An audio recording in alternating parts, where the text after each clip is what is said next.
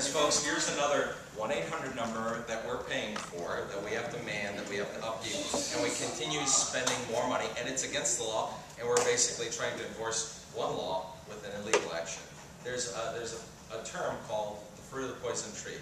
If one act is illegal, it makes all acts illegal. For example, birthright citizenship.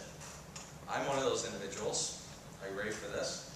I'm one of those individuals that believe that if you're an illegal immigrant and you give birth in the United States, you are not following what the intent or what the Constitution basically states in the amendments about birthright citizenship. I believe that one illegal act does not make a legal act. And as a matter of fact, in Birmingham, one individual called me out and said, no, you're not supporting the Constitution then, because the Constitution said that if you're born in the United States, there was a clause there that dealt with slavery, the slavery issue, that said that if you're born in the United States, you automatically become a United States citizen. And I said, I agree with that. I agree with that. The problem is, one illegal act cannot create a legal act. And here's the analogy I gave to him. I said, for example, let's pretend you, sir, stole this gentleman's car. And in his car, let's say he drove a nice Lincoln MKS. And in his glove compartment, he left the title in there, and the title was unsigned. You knew how his signature looked. You signed it, and you stole his car, and you sold it to this young woman. She bought the car legally. Follow me? She bought the car legally, thinking, here's a clear title, here's a car, I'm paying for it legally with earned money. She drives off with the car. She later gets pulled over, and who do they take? Do they let her keep the car? No. Even though she believes she bought it legally through a legal purchase, the car goes back to the rightful owner. And that's the analogy I gave to that gentleman. And I said, one illegal act cannot make legal acts down the road. You just can't do that. It's like basically saying, Roman Polanski, come back to the United States and enjoy the freedom of California. It's just not right. Yes, sir. To add on that, the specifics are that if you're here legally, that means you're under the jurisdiction of the federal government, which means you exist in their eyes. If you have a child, that child is an automatic citizen while you wait for your legal citizenship. If you're here illegally, you're not on a roll call, therefore the federal government does not recognize you, therefore you're not here under their jurisdiction, therefore everything's null and void. I agree with you 100%. And actually, Candace Miller, the congresswoman from the Harrison Township, from the east, from the shores up a little bit into the thumb, actually had a, I believe it was a piece of legislation, or she was pushing, was it a piece of legislation? And do you remember the exact title of it?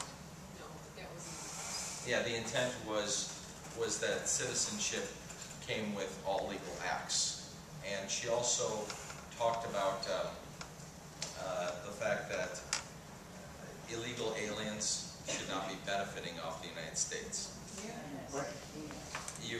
We've heard of and I hate majorities. I don't see black or white people. I see people as individuals. Every single individual has a right and has a purpose and has my respect, no matter who you are, no matter what you are. And when I see an individual, I don't judge them one way or another. But in the eyes of the law, if you're illegal, then yeah, you're already prejudged because you are draining from a benefit system. Number one, should we really have this benefit system? Number two, you're drawing from what I am paying into, you are benefiting from. And that way, like we started off saying that we're taxing what should be growing, and we're subsidizing things that should. We're almost near our time, so I want to take as many questions and I'll stick around. Let me take this young lady's question first, sir. Yes, ma'am. I got an email today from today. Oh, my opponent in the primary. Why were you not debate with them? What do you mean, why would I? Well, it says that you would like to have 6 debates and that you were asked to do it and your response was no response at all. Can I read that, please? Sure. Oh, that's right. Oh, one thing. I apologize.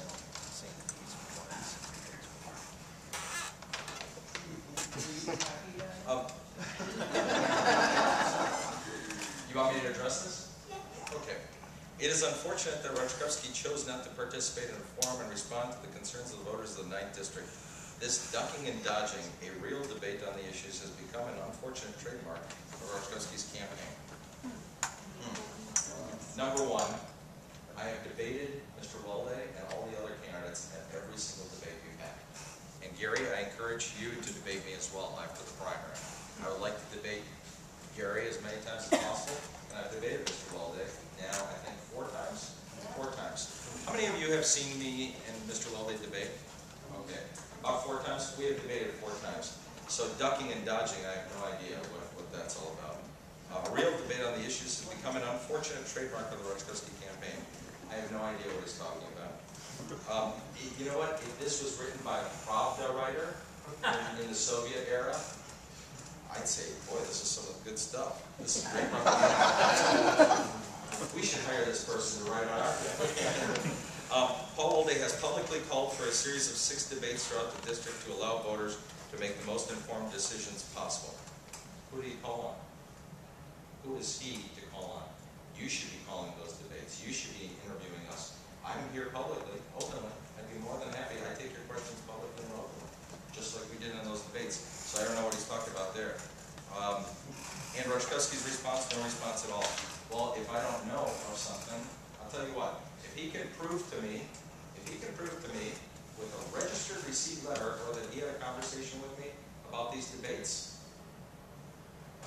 forget the campaign.